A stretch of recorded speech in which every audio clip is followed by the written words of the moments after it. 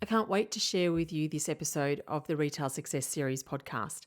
I had a great chat with Vance Morris, who lives and breathes customer experience.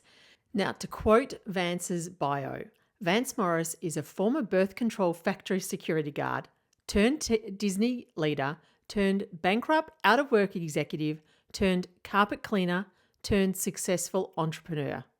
What a life so far. Vance now operates Deliver Service Now, and you can check them out. deliverservicenow.com is their website, with consulting, coaching, and online courses. And as part of this, he also offers a 3-day In the Parks workshop designed to reveal the secrets behind the Walt Disney Company's use on a daily basis of customer experience and ensuring happiness of their guests to maximize the guest visit and therefore maximize profits. Now, Vance, as I said, lives and breathes customer experience and how customer experience drives customer engagement, referrals, and profit. It was such a great chat. Hope you enjoy it.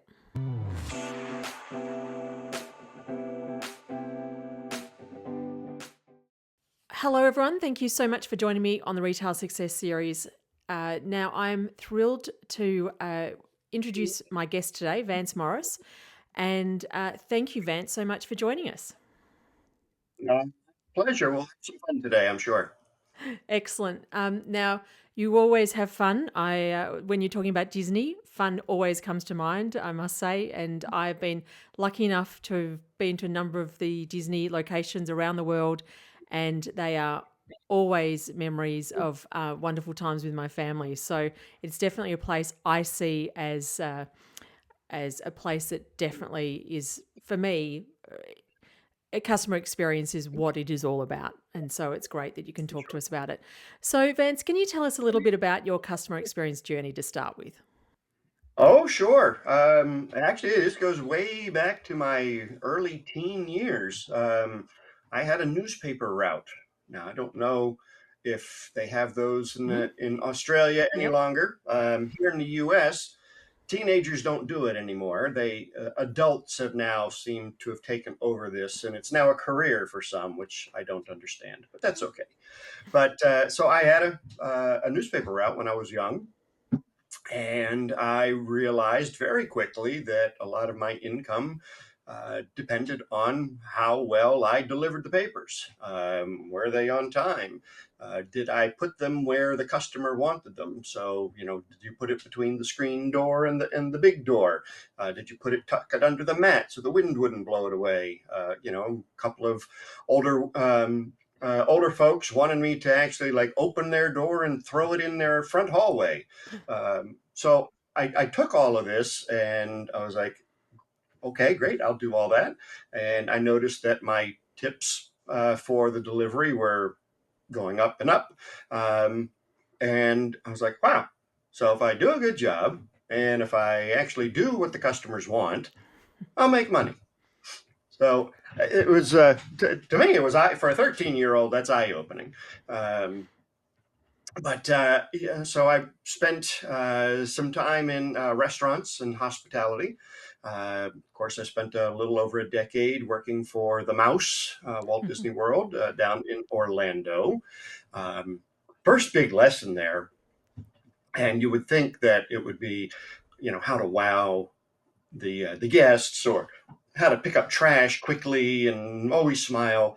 And while we did learn those things, the first thing I learned is that Disney runs on systems.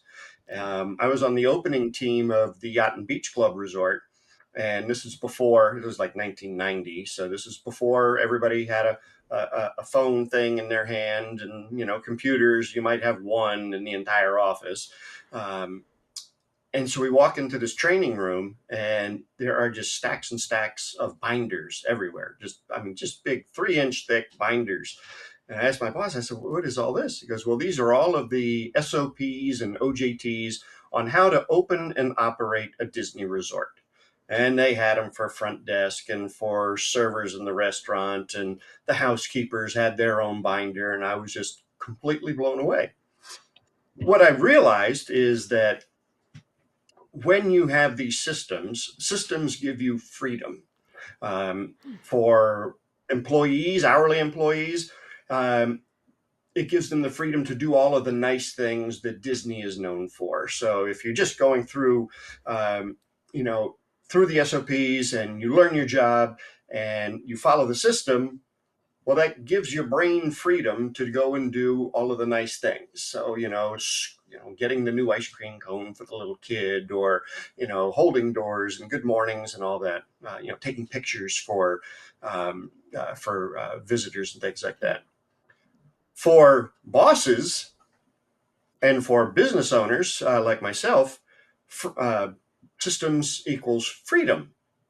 So I currently, here in the States, I still own 3 home service businesses. And I put all of my Disney systems, marketing systems, experience systems all in those businesses. And I hired a general manager. And now I spend maybe 90 minutes a week on those businesses because of the systems. I told the GM, I said, look, there's systems, manage the systems, don't screw with anything, just do this stuff. And very successful. And then on Fridays, I meet with him, and if he's got ideas, great. We talk the ideas through. Okay, great. We'll implement and try it. So it's not like we were just stuck with what Vance said. But we had we had the forum to be able to discuss new things, new ways of doing things, and putting them into action. So that's really, as far as the customer experience, I think you have to plan this. It just can't be willy-nilly, off the seat of your pants, that kind of thing.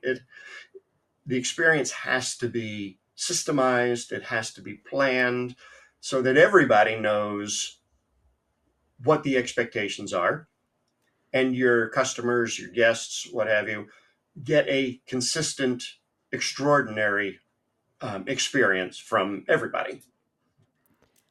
So that's kind of the journey in a nutshell there. Systems give freedom, and you're so right, because the one thing that so many small business owners do, we're always running around with all the hats on and frantic, and so we don't have time to write down what's in our head. But if we wrote it down, maybe, just maybe, we could give ourselves a lot more time to either enjoy our business or enjoy free time or do something else completely, whatever it might be. And you're absolutely right. Yeah. And it's not deep. This took me years to build these systems. So I don't want anybody to, get the idea that this happened overnight, which, it certainly didn't. But you build it slowly. And, now that we've got, recording devices on our phones, I just tell my clients and my coaching members, like, just record yourself doing something. You find yourself doing something new, just record yourself while you're doing it, have it transcribed, and you've got a new standard. You have a new system ready to go, and then you can distribute that to the team and follow up with them. Yeah. Yeah, I think you're so right. I think there's so much technology that doesn't have to overwhelm us, can be our friend and make our lives a little easier, which is great. Now, as I started with, I am a bit of a Walt Disney, fan and the business side of Walt Disney. So I'm gonna pull you back into there a little bit, because I think that information is just so valuable. And I wish I looked and I could not find a book I read many years ago on sort of their customer service side of it, and very simple little book, but just every point is just so relevant. Be So our guest. would that be it? It was Be Our Guest. Yeah, it's a real little, maybe 60, 70 pages long. Yeah, it was awesome. So I've been reading. Just put it up in here. So the tales from the customer service crypt of your book, and having a look through your website. And so there was lots of great information that I was gathering there, and so many, as I said, so many of the great quotes and thoughts of the way Walt Disney got his business started, and luckily it still pretty much follows that ethos of customer first. And it's learned through, I'm sure, times where it's tried to cut corners, that it doesn't work if you don't continue that ethos. So one of the things that you share is a quote, a Walt Disney quote: "Our business must be tellable," which again, this is all part of that customer experience bringing in money. And that's what we're kind of always wanting to come back to. It's got to be win-win. So if we put our effort into customer experience and customer service and so forth, then we want to be getting some money out of it at the end. Tell me a bit about this sort of our business must be tellable, what it means and how it works, or maybe negative for business and what that means. Sure. Well, and tellable, in these days, we'll translate it to 2025 terms, is word of Mhm. mouth marketing. How and people are going to talk about your business. You probably want to direct them in what they're saying, and by one, providing great experience, but two, by doing things that people are going to say, "Oh my God, you'll never guess what happened at," and then insert your business there. Um, Walt's kind of his full on uh, rule that I use is that, uh, people want to come and see us do things again and again, and they want to tell their friends about it. Um, and so when you're designing your experience systems, you have to look at the entire customer journey and find the points on the customer journey where you interact with the customer, where you can create a tellable moment or a wow moment. So I'll give you a quick example. One of my home service businesses is a carpet cleaning business. And one of the boring, mundane things that we have to do is get into the home. If we can't get into the home, we can't serve our client. So we thought that this was a great opportunity for us to create a wow slash tellable moment. So we scripted this entire thing out. And again, it took a little time for us to put it together. So don't think this happened overnight. So we scripted out how to get into the home. So our technicians, it starts actually in the van. The technicians will park in the street. They don't park in the driveway because, God forbid, I've got an oil leak. Now I got something else I got to clean up. He gets out in a clean, crisp new uniform because he carries extra uniforms with him in case he gets dirty on the job beforehand. He doesn't smell because I don't allow smoking and I don't allow them to wear cologne or perfume on the job. Nothing worse than, the Marlboro man showing up smelling like he just took a bath in some cheap cologne. It's not very pleasant. So we don't allow it. And so he has a special mat and he has a little gift and he walks up to the front door. He lays down the special mat, knocks on the door because friends knock and salespeople ring the bell. So we knock, we take a couple steps back and we wait for the customer to come. And the customer will come out and we'll say, "Hi, my name's Josh. I'm here to create your healthy home. May I come in?" So we don't just barge in. Um, and also notice that I say we're here to create your healthy home. So this is our mission, is to create healthy homes. Disney's mission is to create happiness. So any one of my employees or Disney's employees can wrap their little minimum wage brains around that very simple mission. Now, we do it through cleaning. Disney creates happiness through entertainment. Um, but it is a bigger mission, and the mission has to be bigger than your job. So we wait for the customer to wave us in. Mrs. McGillicuddy will say, "Yes, please come in." And the technician will do an exaggeration of wiping his feet on the mat. And then he puts little booties on his shoes. And as he's entering the home, he presents the customer with a gift. Now, I don't know about in Australia, but I can tell you here in the US, I've never received a gift from the pest control bug man, the plumber, anybody in the trades. Nobody. So this really separates us from everybody else. Now, when we present the gift, this does a couple of things. One, as I said, completely separates us from any and all other service companies out there. It also creates that tellable moment, like, "Oh wow, you'll never guess what happened. The carpet cleaner came. They gave me a gift." The other thing it does is it starts a process called reciprocity. If I give something to you, you feel compelled to give something back to Mm. me. So when we implemented this gift, we saw a 26% increase in our mid-tier package, or to equate that to dollars, about $65,000 in additional sales every year because we implemented this little gift. And it's not, over the top. It's a little blue box. We finally had some custom ones made, and inside of there is a bottle of our spot remover, a little bag of cookies, and a note from me saying, "Thank you for allowing us into your home." All in, it's less than $5 in cost. So just by creating that tellable moment, that experience, we've now, one, we've got people talking about us, and two, we're making more money, which is always a bonus. I absolutely love what you've said because you're talking about the small things making the biggest impact here. We're not talking about spending massive budgets. We are talking about attitude. We are talking about enthusiasm. We're talking about respect. And I think respect for the customer on every level is going to get them excited. And as you say, if you just satisfy them, they're not going to say anything. But if you wow them in some way, they're going to start talking to their friends about you.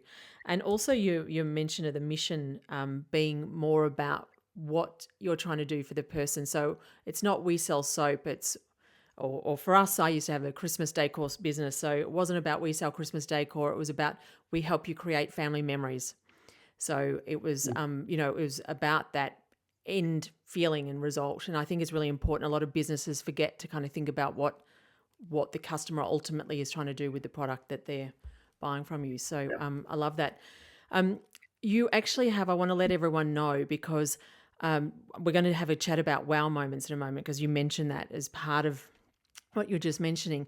So on your website, deliverservicenow.com, you have a link under your courses. I found it, I'm pretty sure, and it's 52 low or no cost ways to wow your customers. And so I had the briefest look at it. The first of them, I'm like, yeah, love, love, love. A few of them I've been lucky enough to have done myself, but there's so many great ideas there. So everyone go and check that out. But I wanted to ask you, can you tell us why it's important? And are there any things that you kind of would say are the not negotiable things you need to be doing in the sense of wowing your customer, or even just going back a step to kind of in that basic customer experience before you even wow them? Well, certainly, yeah, because if you don't have the basics of your uh, service down, how you are greeting people, in your store, or how you are, if you're online retailer, how are you, what is your online experience like? If you're not at least checking all the boxes for the base of like, okay, we can walk in the store, somebody, will greet us. They actually have the product we're looking for. And somebody was nice to us and they rang us up at the register and said, thank you. If you're not doing the basics, those things, if you add any kind of tellable or wow moment to that, all you're doing is exaggerating and accentuating your poor service, which will just completely shut you down.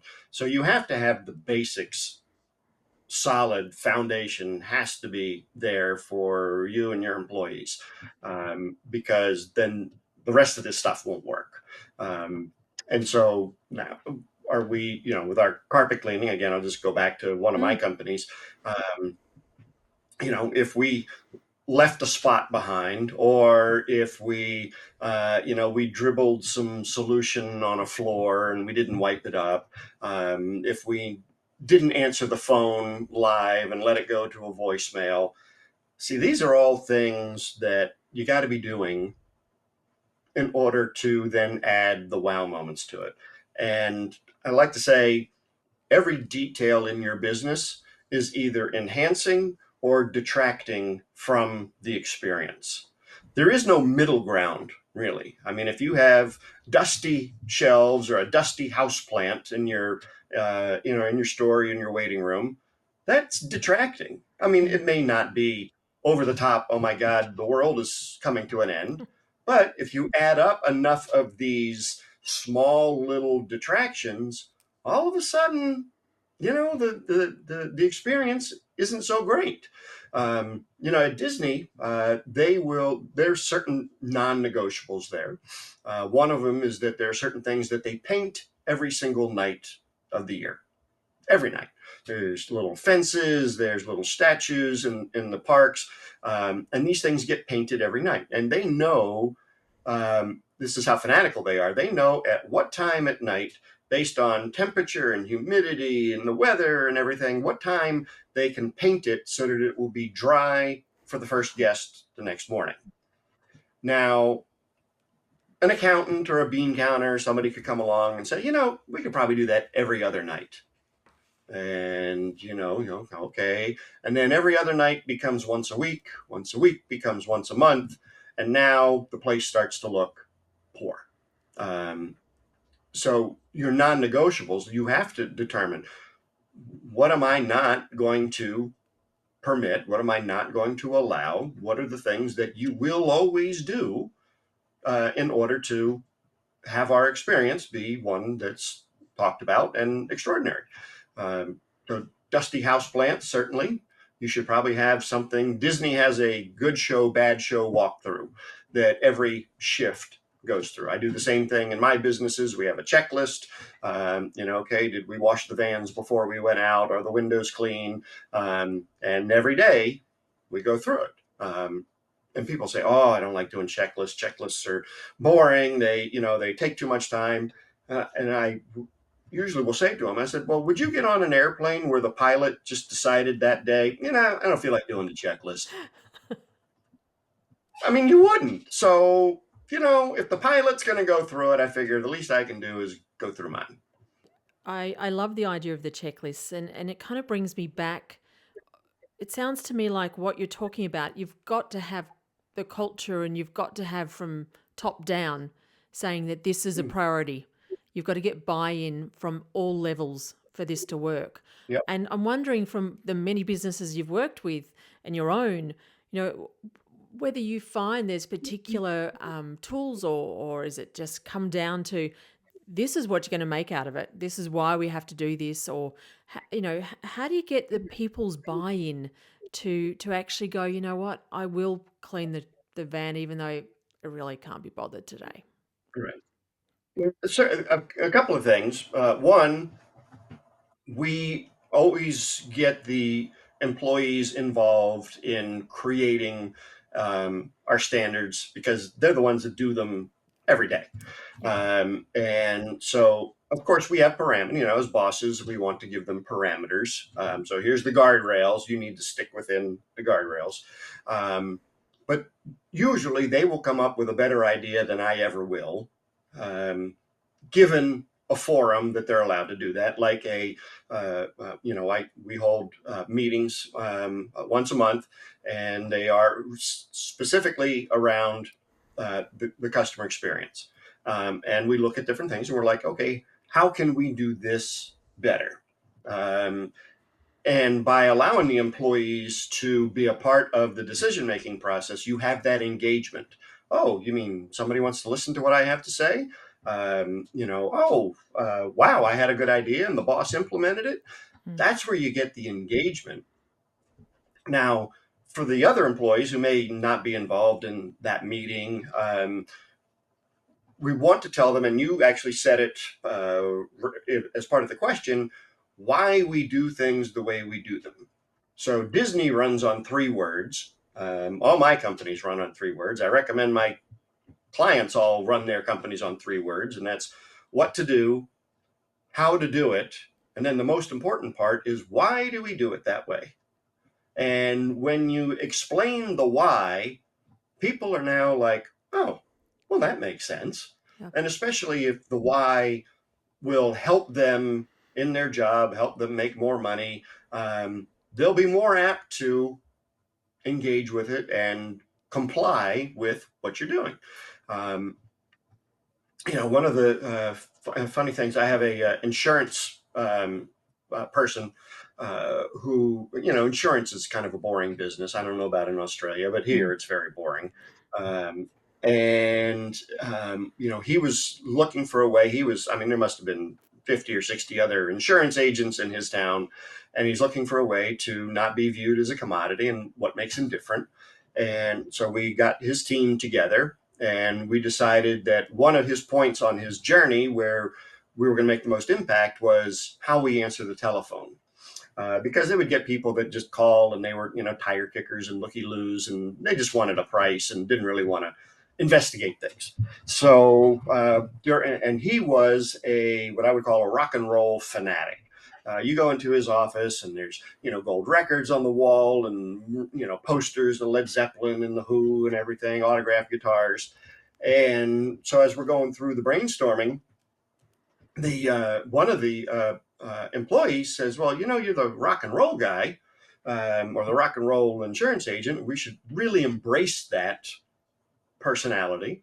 And when we answer the phone, if you call most businesses these days, you'll get something. If they actually answer the phone, they'll say, thank you for calling Dave's Allstate. How may I help you?" There's something boring and mundane like that. No energy, nothing. Well, now these guys will answer the phone. "Thank you for calling Dave's Insurance, the agency that rocks." Now, it sounds a little goofy, but you say it enough times and it becomes part of you get used to it. And answering the phone that way does a couple of things. One, it sifts, sorts, and screens out anybody who would be a poor client, because they'll be like, "What? Huh? Oh, I don't want to, Yeah. because you want clients that you want to work with. So just by answering the phone that way, you kind of sift them out.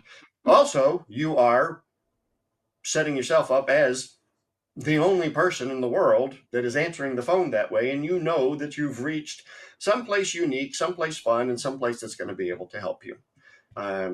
So, and answering the phone that way was designed by an employee. Yeah. I love the involvement of employees. And as you say, it's so important to get buy-in where you can from the beginning, and then hopefully bringing everyone else along from, the others not involved or the future employees, where those systems that you talked about will be used to ensure that they know exactly what they have to do. One of the things that I wanted to talk about that sort of blew me away was when I was reading, again, a great download from your website. So I'm going to go again, deliverservicenow.com, the systematic magic download. And in the beginning, the first page or two, you shared a stat that said 80% of companies say they give great service.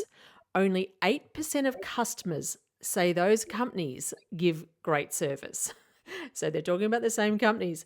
So looking at that stat, why do you think there's such a big disconnect between what business owners think they deliver and what customers actually perceive as great service, even basic service? Yeah, it's an alarming statistic, certainly, and really demonstrates that there is this giant chasm, this giant hole between what our customers are experiencing and what we think we are delivering. And I don't blame the business owners, because if you're in it, in your business every day in, day out, you're doing the same thing over and over and over again, delivering your service, selling your product. Things start to kind of just blend in, and you don't realize, and it's an insidious decline. It's not an, "Oh my God, overnight, we just became crappy in our service." It's a slow, imperceptible, insidious decline. And certainly no business owner wakes up in the morning and says, "Oh my God, my customer service really sucks. I should call Vance." Now, I wish that conversation would happen in more business owners' brain, but it doesn't. So they just don't realize. They think that what they're doing is good. They probably go to other businesses, restaurants, bars, retail, and get average or adequate service. And they think to themselves, "Oh, well, these guys are kind of the same service level I am. I guess we must all be doing it right." And it's far from the case. One of the things that I strongly recommend every business do is measure their service, whether that be through comment cards or surveys. But if you want to really reduce that number of people, or increase the number of people that think you're doing a great job, you got to ask them. And it can be as simple as the NPS score out there, is a great measure. Really, any business can use it, and it's got one question, and it says, how it essentially is, how willing are you, to refer us to friends and family? Something I'm paraphrasing, but Yep. that's the gist of it. And anything below a 4 means that you got work to do. So if it's 4s and 5s, then you're doing pretty well.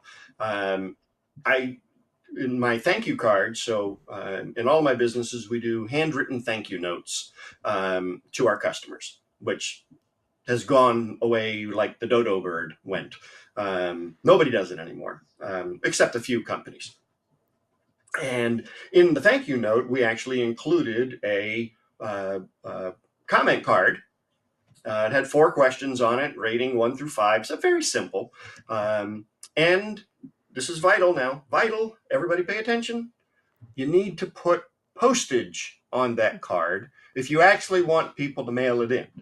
I've got clients who are like, nobody's mailing it in. I said, well, did you put a stamp on it? No, I'm not. That's expensive. I'm like, well, it's 50 cents. Well, these days it's probably more, but it's not a lot. And the information you're getting back is vital to the operation of to the success of your business. Spend the dollar and find out what people think. Not to mention, you might be pleasantly surprised that they might recognize one of your employees. Oh my God, Jim did such a great job, or things like that. So you have to be measuring how your business is doing. Without measurement, you can't improve because you don't know where to start. Yeah. Yeah, I think I totally agree. We can get so bogged down that we don't notice those changes. I know in my old business that I sold, I said to the new owner, it's ready for fresh eyes. I've got to that point where I'm not doing the best I can by this business, and it needs someone fresh. And we all, marketers, anyone, entrepreneurs who want to get excited by things, get excited by the wow factor. So let's not worry about those essentials because they're really boring, and so they kind of just fall apart a bit, and we miss the meetings with our staff, and we miss telling them stuff or whatever it might be that are pretty bloody important to their to the business continuing to move along at the same level. So I totally agree with you. Talking sort of, I'm jumping around a little bit here, but so we've got the customers wanting one thing, and we've got the companies providing something else, and I think focusing more on that sort of wow side of it. There was 2 other things that you talked about that I really think were really important. Plussing your business and not being boring, which I to me are a bit more of the wow side of it. Maybe you see it otherwise. I'd love you to talk a little bit, and these were both things that are Disney based, and these are 2 things that I think are really important for businesses. I'd love you to tell us a bit about what plussing means and what it means to not be boring, and how that helps your business. Sure. So plussing is actually a term from Walt Disney. He created it, and it is constantly doing better, constantly improving. So it's his process improvement system. If he didn't like the way something looked, he goes, you got to go plus that, which his employees said, okay, I guess Walt's not happy. We need to make it better. Didn't always give direction on how to make it better, but just said make it better. And this goes back again to those standards that we created, and we come back and we always constantly look at how can we make something better, because you don't want to rest on your laurels or rest on what you're doing, because if you do, you're essentially going to start slipping backwards if you're not moving forwards. So when I work with teams who are like, okay, how do we make this better? What is the next iteration? And a great example I like to use is if you ordered my book actually from my website. Now, it probably would have cost me $2,000 to mail it to you in Australia, but here in the States, you can order my book for free. So you don't have to give Jeff Bezos any money, from Amazon. You get my book for free, just pay a little bit of shipping. And when I first was mailing the book out, I just put it in a little box and sent it out. I said, well, somebody bought my book. Great. There it goes. And I'm like, well, you're the experience guy. That's not much of an experience. And I'm like, okay, so what can I do? So I created a custom box for the book. So now the book goes in a custom box, and then it goes into the brown box that we do the mailing in. And a few months later, I'm like, okay, well, what else can I do? Oh, well, it's a book. It needs a bookmark. Fine. I had a bookmark made and put that in there. And then, oh, well, the bookmark looks kind of boring. It gets lost in the book. I should put a tassel on it. Okay, great. Now I got a tassel on the thing. And, well, it's kind of a workbook when you buy it. So I should probably have a pen included in the box. Okay, great. So now I put a pen in there. And then I'm like, oh, wait, they spent money with me. I should thank them. So now I got a thank you letter in the box. And I'm like, oh, I'm sending them all this stuff in a box. I might as well put a sales letter in there too, offering, one of my coaching programs or, special report or something. So now that's in there. This took 18 months to go from little cardboard box to now the big package that my book comes in. That is like the epitome. That is the definition of plussing. Look at something that you're doing and you're like, how do I make that better? And do you have to do it every day? No. But do you come back to it, every couple of months? Sure. And it's easy to do. I say easy. You just put it on your calendar, put it in your CRM to remind you that, every third Tuesday, we're going to look at our standards and what can we do to make a better experience? How can we improve this? How can we plus it? So that's plussing. What was the other word? Sorry. The boring. Not being boring. The need to not be boring. Yeah, well, vanilla is the world's favorite flavor of ice cream. In your marketing, in your business, vanilla is about the worst thing you want to be. You don't want to blend in. We are all commodity businesses. Doesn't matter what we're in. I'm a commodity, you're a commodity. I mean, business coaches are business coaches, dentists are dentists, retail stores, retail store. Everything blends in. So what can you do to stand out? And what can you do to not be boring? And having people guess, oh my God, what is he going to do next? So a lot of what I like to do in all of my businesses is use items from the news and figure out how to adapt that into an article or an email that I can send out, and then relate it to the business. So I have a weird, warped sense of humor, so my mind works weirdly. And actually, this was last week. A report came out. This was in Wall Street Journal. I mean, it was a big newspaper.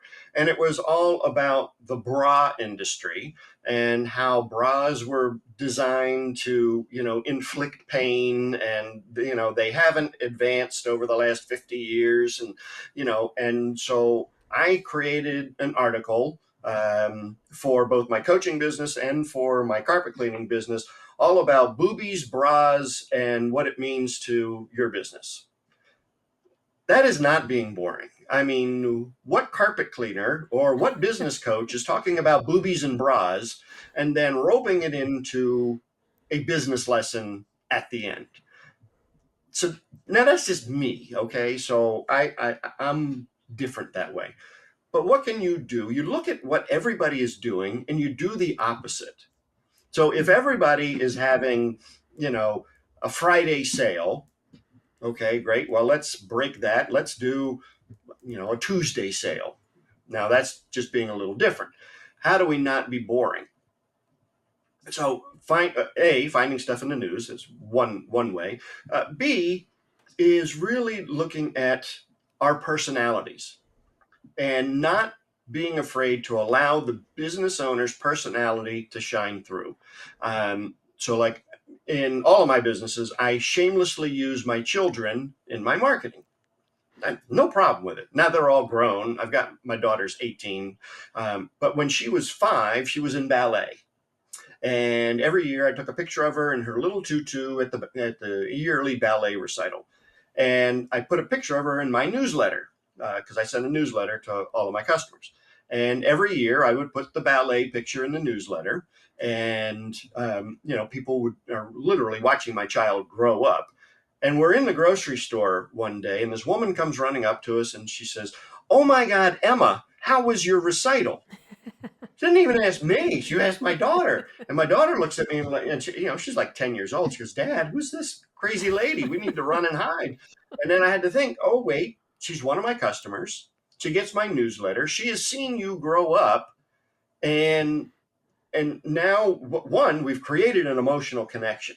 So that customer is never leaving me because I've created an emotional connection with her.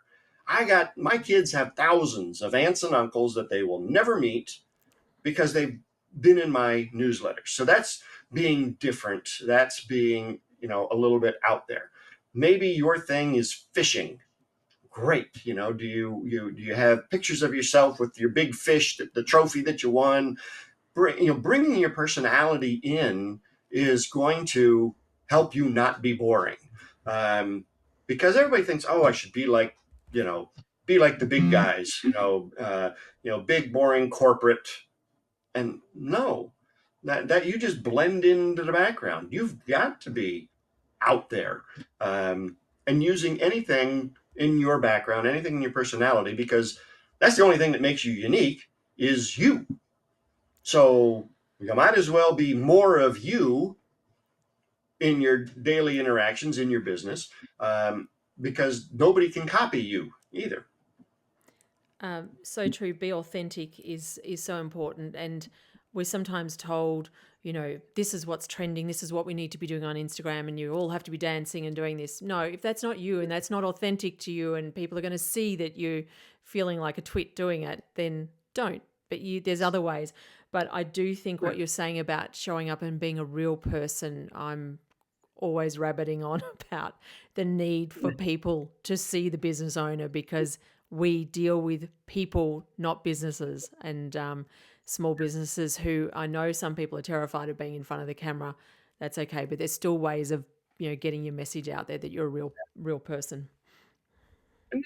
Creating the experiences. Now, I know you primarily work with retail Mm. owners, um, and so how do you create these experiences within the store?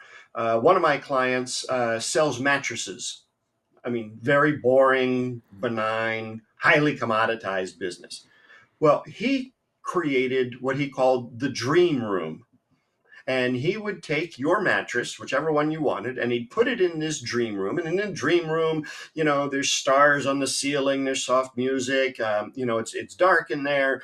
You can literally go in there for 2, 3 hours and take a nap if you want, and roll around on it, whatever you want to do. And he's now known for the dream room. No other mattress company is doing that. They just have them all laying out, in a warehouse, and you just go plunk down on one with all of the other people. And well, that's not much of an experience. That's Mm. boring. This guy, he's got an entire room where he'll set up your bedroom and let you test out the mattress. Yeah, yeah, I would love to use that, because I'm with you. I'm sitting there and laying down and pretending to sleep in all these people around you is not something most of us are comfortable doing. So No. I think that's a great idea. I've got a friend who owns a bedding company. I might mention this one to them.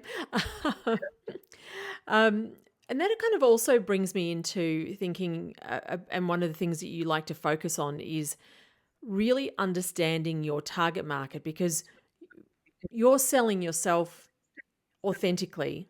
Your target market, you need to know that you connect with that person.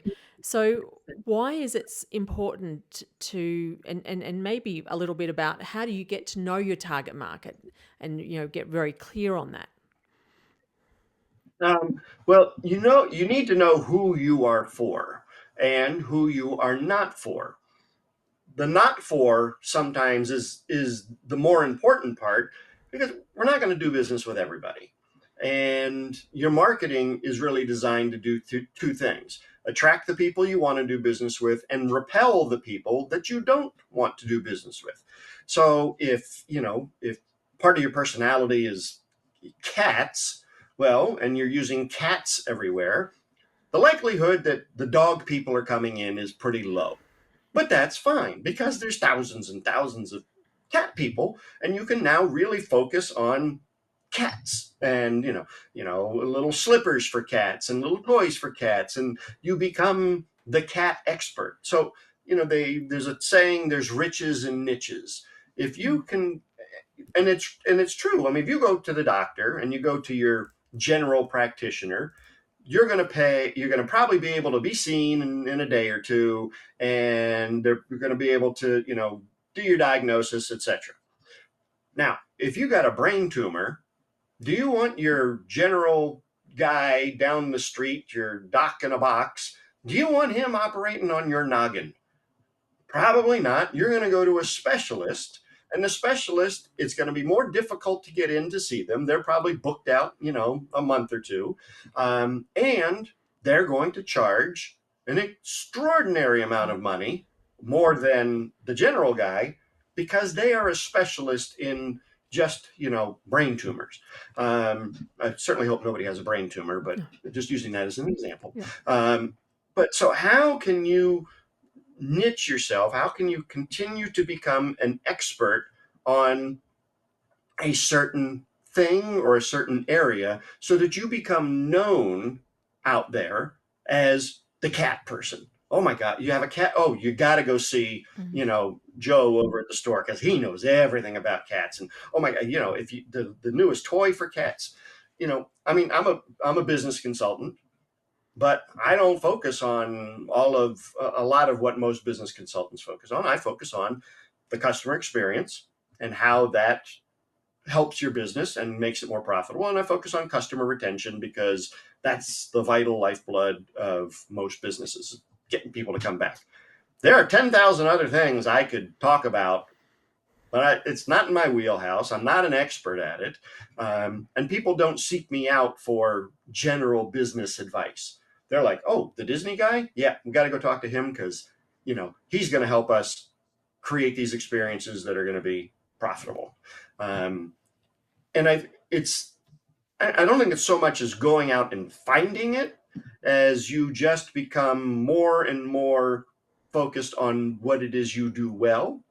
Um, I like to call it being famous within a radius. So, like, I work with a resort, and they're a family resort, and they want to be what they call 50-mile famous, or 50-kilometer famous. And they don't care what happens outside of 50 miles outside of their zone. They want to be famous within that 50 miles.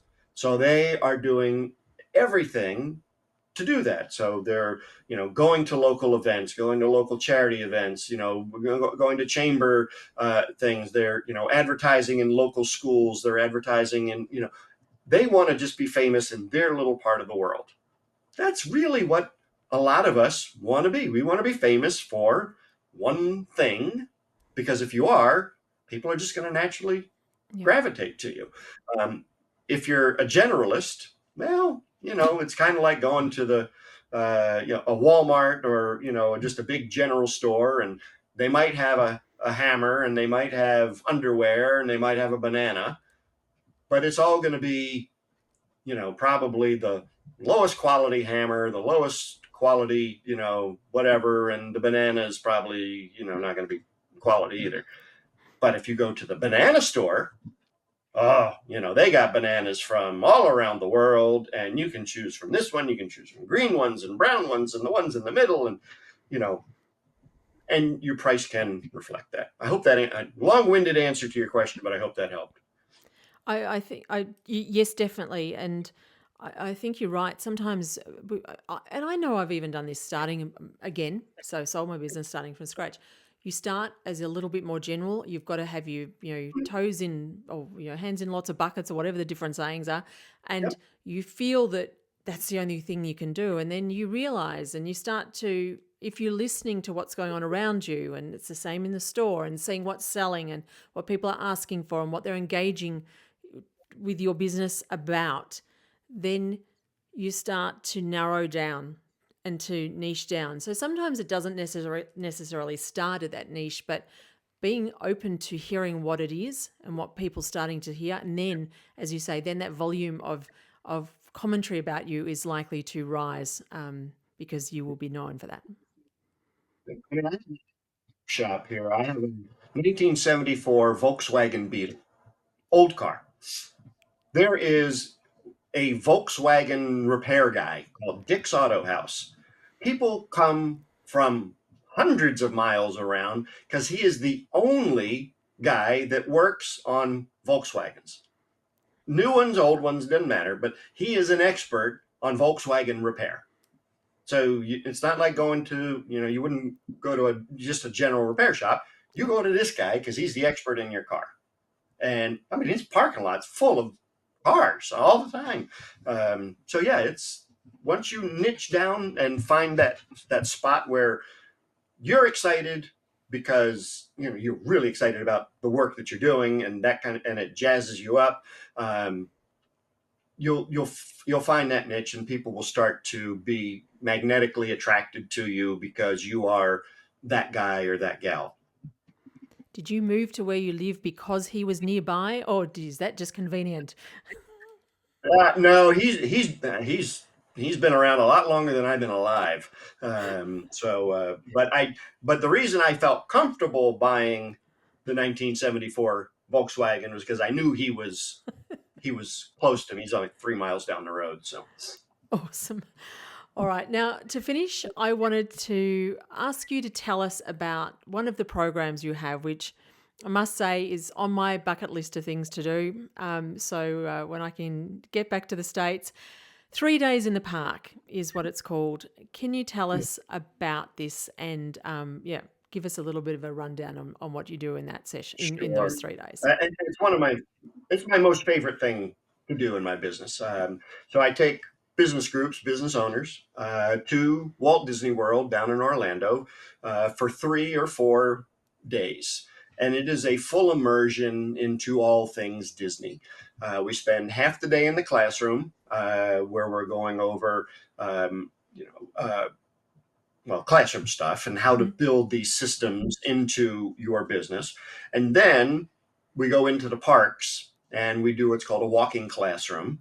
And everything that we learned in the morning, we're going and we're looking for in the parks. So, efficiency is one of the big things Disney is known for. So great. How we'll go in and we'll say, oh, wow, that queue line is really moving pretty quickly, or maybe it's not moving quickly, but they've got, all of this entertainment, so it doesn't make it feel like you're waiting in line so long. Or, oh my God, look how fast they're getting through the cash registers at the food places. And it's my job to translate what Disney is doing into whatever that business is. So whether you are a retailer or whether you're a home inspector or a plumber, how is what we're looking at Disney? How do we adapt that to what you're doing? Because people always say, well, Disney, what do I have in common with Disney? Nothing. And I'm like, well, more than you think. I mean, you both have customers, you both have, cost pressures, you both have employees. I mean, the list just goes on. Yeah. And they're fine. Okay, fine. But I don't own a theme park. I'm like, well, okay, that's fine. Not many people do. But here's where you can look at, oh wow, here's how, Disney set up their their food area, and why is this important? And okay, well, so that means how do we set up our retail store so that it makes more sense? And we're just looking at different ways to adapt Disney's stuff into our day-to-day business. We got a lot of little surprise. We have one big surprise. We have the opening event. I don't want to give it away because it's just it's so cool. But needless to say, it includes a lot of food, a lot of wine, and we're outside, and it's absolutely beautiful. Cinderella castles in the background and everything. So we go through how to really the nuts and bolts of how to create experiences for your customers, how to get your employees engaged in that process, and then the actual systems and processes. If we go back to the what, how, and why, we begin creating that while we're there. So it's and it comes with some follow up coaching, so you don't just leave and it was a 3-day vacation and you forgot everything. There's some follow up there to help you build those systems into your business. I think it sounds amazing. It would be the best tax deductible trip I could ever take in my life. So I've definitely got it down on that, something that I'd like to do down the track. I think the using Disney as an example, because there's a lot of businesses who can talk the talk, but to walk the walk, that's what they do. And they have those systems and can teach their people, and casual staff, just like retail, you've got a lot of young casual staff, rotating staff, and to be able to have the systems in place that they continue to get it and share it with the visitors is what they are doing well, because they are actually implementing, not just sprouting nice words, which I think is what we can learn from them. Vance, thank you so much for joining me. You are at 7, or we started at 7 a.m. in the morning in Florida, and I'm at 9 o'clock at night here in Australia. It was so lovely that we could connect, and I appreciate you starting so early with me today. Deliver. Now, let me get this right. Deliverservicenow.com. I will have all in the show notes connecting with Vance, so you can check it out. But definitely check out the website to start with, because you've got such great resources there, as well as your course information, other services, and how people can connect with you. So thank you, Vance, for joining me. And to everyone else, have a sensational week, and we'll see you soon.